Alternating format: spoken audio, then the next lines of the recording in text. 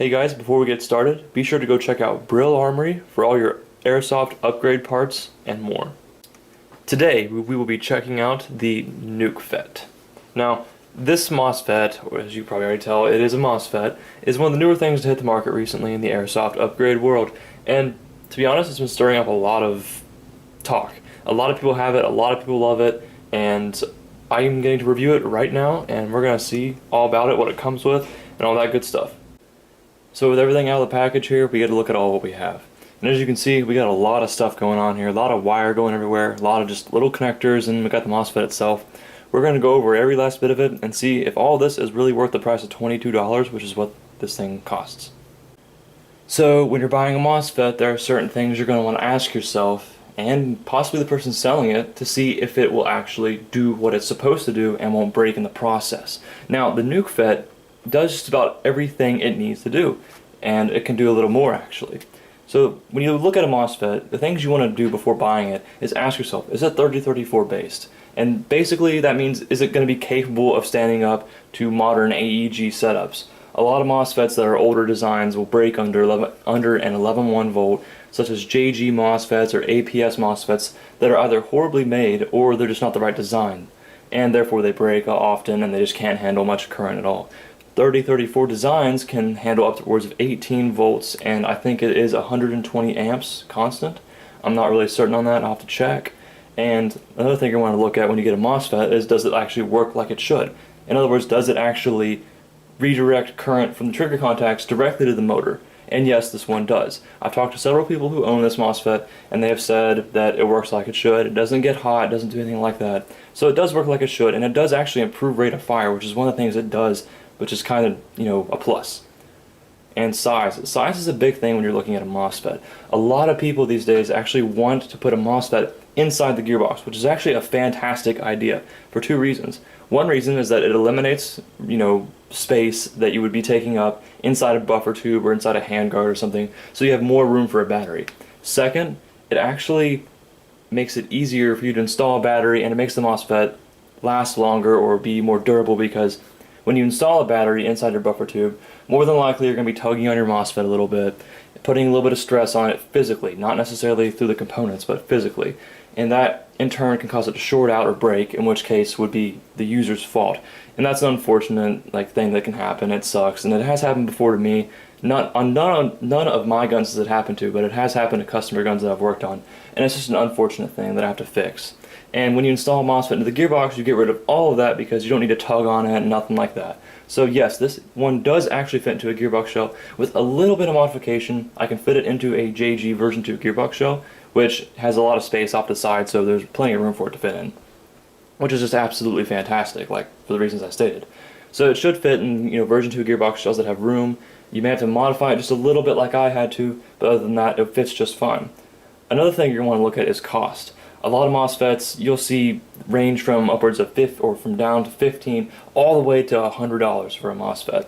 And now, when you look at a Mosfet that costs $100 compared to one that costs 15, you're going to notice a lot of different things. You're going to notice that the one that costs 100 is probably a full drop-in unit. In other words, all you have to do is open up the gearbox shell, put in the Mosfet into the existing trigger contact housing, you remove the trigger contact housing and put in the new unit, and it has all these little functions. And then a Mosfet that costs $15 probably only comes with just the Mosfet, the signal wire and the wire that's absolutely needed, and does just what it's supposed to do, which is direct current. So therefore, it doesn't have all these little functions like the $100 one does. This one costs $22, and it comes with Deans, shrink tube, and motor connectors, and the Mosfet itself, and plenty of wire to go around. So I'd say this is a pretty good deal as far as cost goes, so we're not really concerned right there. At least I'm not. Another thing you're going to want to look at is functionality. Now, like I said, some Mosfets, they cost from $15 to $100, and the higher you go up, the more it can do normally. That's the normal thing. And this one, as it costs $22, all it really does is protect trigger contacts and direct current to the motor. And another little cool thing it can do is that it can actually bump up rate of fire. Now, if you're installing this into a stock setup, more than likely you're not going to see much of a rate of fire increase. However, if you install it into, say, a 30 rounds per second, single sector gear build, you're probably going to see a slight rate of fire bump when you use Deans and all that other stuff, because it has less resistance and it's much more efficient.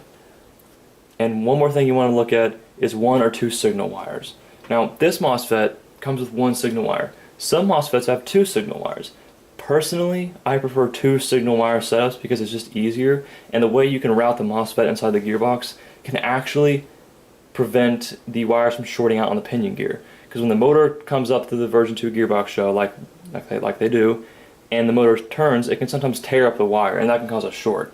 And while it is easily avoidable, you can fix that and you can make it to where that will never happen, it will not ever happen if you use 2 signal wire setups.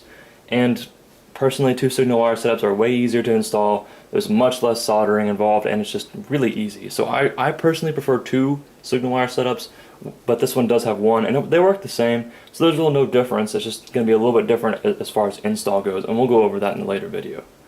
And then wire length and size. A lot of MOSFETs come with really long wire, and then some come with just barely what's needed.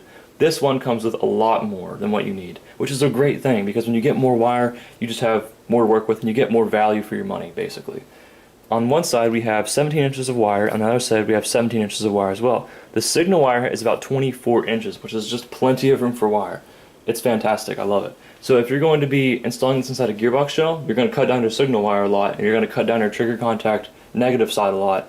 But the really cool thing is that you have plenty of room to go out the buffer tube and go to a battery compartment. There's just plenty of room to work with. So it's fantastic as far as that goes.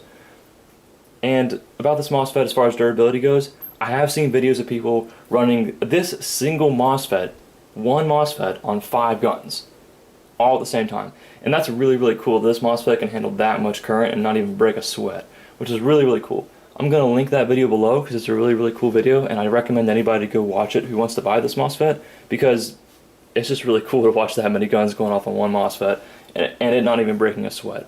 For a torture test, I'm going to do that, but with a 14A bolt on 3 of my guns. So that's going to be pretty cool, and we're going to see if we can break it on a reasonable setup, and we'll go from there. But that's all we got for the MOSFET, really.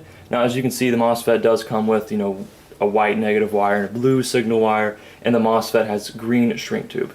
That's really all you can see aesthetically. You'd have to tear it down to see more, but it does have the basic components of a MOSFET, and it works fantastic. So we're going to move on. Now, one of the things this MOSFET does come with, besides all that wire in the MOSFET, is more wire. You guessed it. This is just so much wire here. I actually measured about 20 inches of wire on the positive side here, which green is positive and white is negative on this MOSFET. And that's just plenty of wire. It's just fantastic that you have this much wire to go around. I know a lot of MOSFETs don't actually include both wires. Some just include the negative and the signal because that's all it needs for the MOSFET to work. And then you have to work with the rest. You have to get your wire in your stock gun. You have to rewire it yourself with the wire that you have to provide. This actually comes with your own positive wire, so you don't have to reuse stock 18 gauge wire for your positives, and you don't have to go out and buy a different wire length, or not a different wire length, a different brand or anything like that. This actually works just fine. They include wire, so it's fantastic. What I like about this wire is that it is 16 gauge wire, and just like the wire on the Blacktown Concepts MOSFETs, it likes to bend and it likes to stay bent. So you can see I made that bend there, and it likes to stay bent. I know a lot of wire just does not like to stay bent. It's just not what it likes to do. It's super flexible, which is a pain in my opinion, because super flexible wire can come up in the gearbox shell. It doesn't like to stay put. It doesn't like to stay where it's at, and you just have to really glue it down or just do something stupid to it to get it to stay. This, on the other hand, bends and it stays bent and it will stay where it's supposed to be. So we won't have any trouble there. And this wire is 16 gauge wire, which is just fine. Some people use 14, some people use 16, and I've seen some people use 12, which is just really kind of overkill in my opinion. So yeah, 16 gauge wire will work just fine just about any setup. So there's no problem here, and you got a lot of wire, so not much more you can ask for. The NukeFet does come with a Dean's connector and 2 motor connectors. The Dean's connector does feel like a fake Dean connector, which it'll work just fine. I don't really see much of a difference between the real Deans and the fake Deans. It's just me, I guess.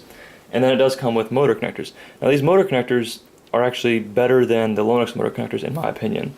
These motor connectors, they're easier to solder in my opinion, and when you bend them they don't like to break. I know the Lonix Gold motor connectors, where the material they're made out of is just a really weak metal. When you bend it, it likes to crease and snap, which is just not a good thing. These, when you bend them, they don't like to do that. And I'm not just saying that because, I'm actually saying that because of experience. I do like these motor connectors better. and they just work a whole lot better for me. And like I said, the Dean's connector will work. And you do get one male Dean's connector. You do not get a female for your battery. You just get the one for your Mosfet. So don't install this on a battery. This does need to go on the Mosfet itself. If you install it on a battery, you're going to have a bad time, trust me. Just when you thought you were getting so much, you get even more. Here we have two sets or two pairs of shrink tube. One set, one red and black, goes to your Dean's connector, and the other set goes to your motor connectors. Now, the reason why you do this is you want to label your motor connectors and your Deans because you don't want to mess up and cross polarity on accident.